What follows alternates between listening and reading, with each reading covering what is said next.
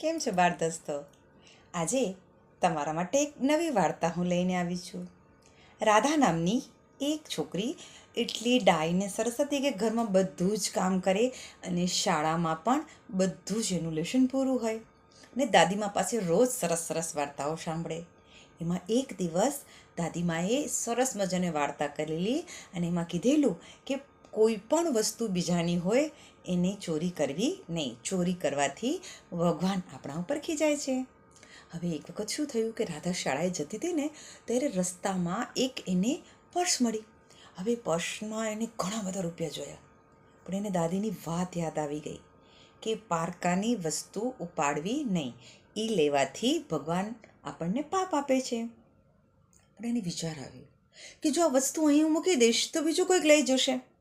તો એણે પર્સ ઉપાડી અને પછી પોતાની શાળામાં ગઈ અને એણે શિક્ષકને બતાવ્યું કે બેન, આ પર્સ મને રસ્તામાં જડી છે.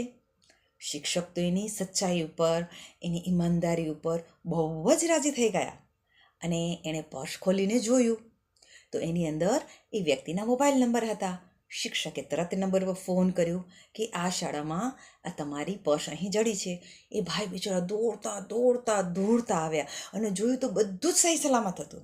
એ ખૂબ ખુશ થઈ ગયા અને એણે કહ્યું કે આ પર્સ તમને કોણે આપ્યું? તો એણે કહ્યું કે અમારી શાળાની નાનકડી રાધા છે, એણે આપ્યું. એ ભાઈ એટલા બધા ખુશ થઈ ગયા કે રાધાને એણે 1000 રૂપિયા આપ્યા, પણ રાધાએ ના પાડી. મારી દાદીએ મને શીખવ્યું છે કે પારકાની વસ્તુ લેવી નહીં.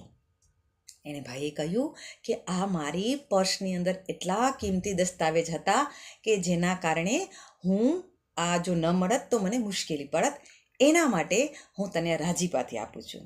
એટલે રાધાને પણ ફાયદો થયો અને એની દાદીએ કહેલી વાતમાં એને ઘણું જ બધો લાભ થયો.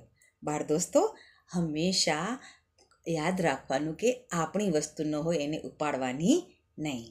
ઓકે, ફરી મળીશું.